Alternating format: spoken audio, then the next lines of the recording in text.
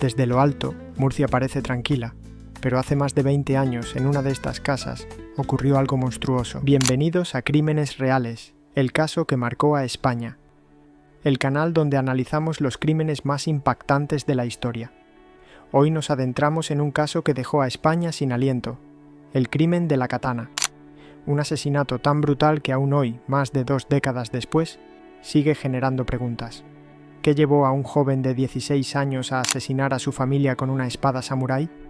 ¿Fue un acto de locura, un arrebato incontrolable o la manifestación de una mente fría y calculadora?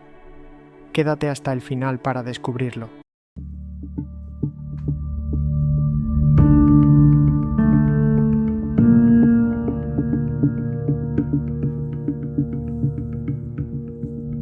El crimen de la katana. Una noche de horror. Murcia, España, año 2000.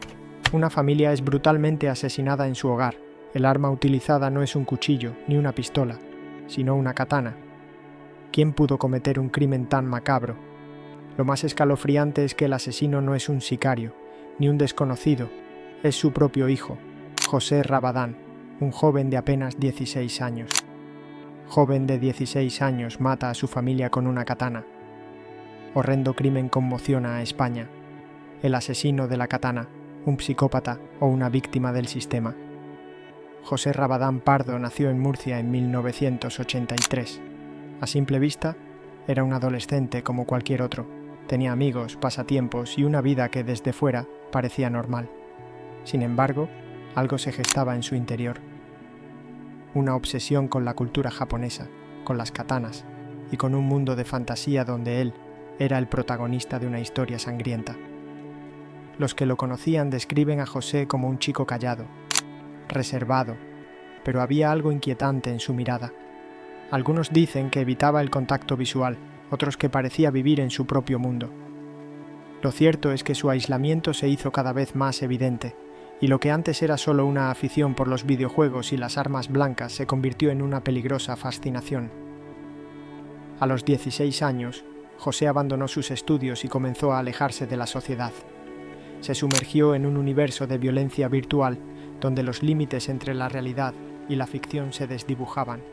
Su katana samurái se convirtió en una extensión de su propio ser. Pasaba horas practicando con ella, perfeccionando sus movimientos.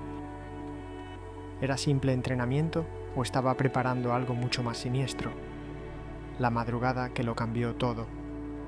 Nadie en la familia Rabadán sospechaba lo que estaba a punto de ocurrir. En la madrugada del 1 de abril, mientras sus padres y su hermana dormían, José tomó su katana y avanzó por el pasillo con una calma aterradora.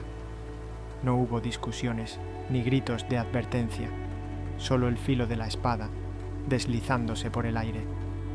Su primer objetivo fue su padre, Francisco Rabadán, un hombre trabajador, que según algunos informes tenía una relación tensa con su hijo.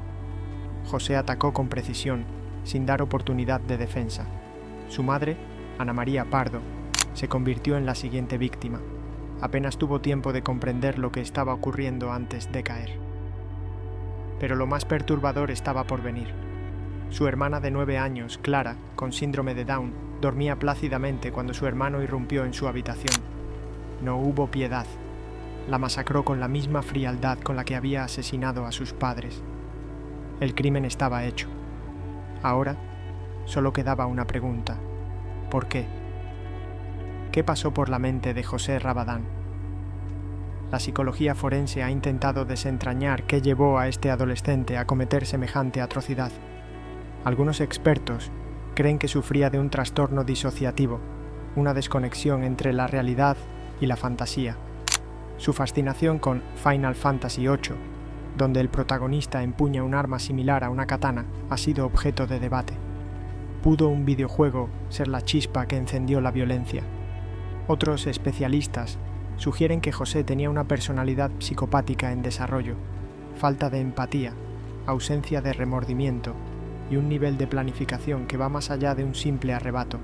No dejó notas, no mostró emociones tras el crimen, simplemente se marchó, como si nada hubiera ocurrido.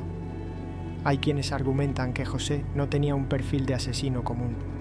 No provenía de una familia disfuncional, No sufría abusos y tampoco mostraba signos evidentes de violencia antes del crimen. Esto plantea la incógnita. ¿Nació con una predisposición a la violencia o su obsesión con la cultura japonesa y los videojuegos alteró su percepción de la realidad? La detención y su fría confesión. José intentó huir a Alicante, pero la policía lo detuvo en menos de 24 horas. Lo que confesó dejó helados a los agentes. Los maté porque sentía que debía hacerlo, no me arrepiento.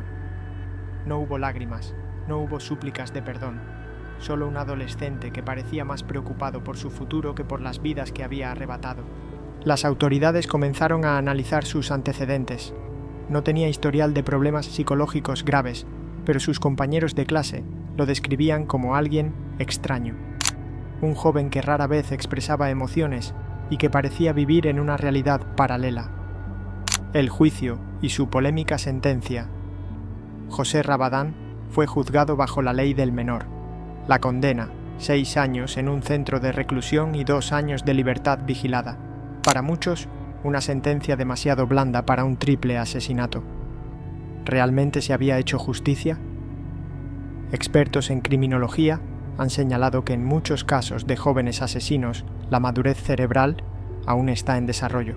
Sin embargo, en el caso de José, la frialdad y la precisión de su crimen generaron dudas sobre si realmente podía reinsertarse en la sociedad. La vida después del crimen. José Rabadán cumplió su condena y salió en libertad en 2008. Hoy tiene más de 40 años, está casado y lleva una vida completamente distinta. Incluso ha aparecido en documentales hablando de su crimen. Pero la gran pregunta sigue en el aire. ¿Puede un asesino rehabilitarse por completo? ¿O el monstruo sigue acechando en su interior? Reflexión final. ¿Justicia o injusticia? El caso de José Rabadán sigue siendo uno de los crímenes más perturbadores de España. ¿Un monstruo o un producto del sistema? La respuesta sigue abierta. ¿Qué opinas tú? ¿Crees que la condena fue justa o demasiado leve? Déjanos tu comentario y no olvides suscribirte a Crímenes Reales para más historias escalofriantes. Nos vemos en el próximo caso.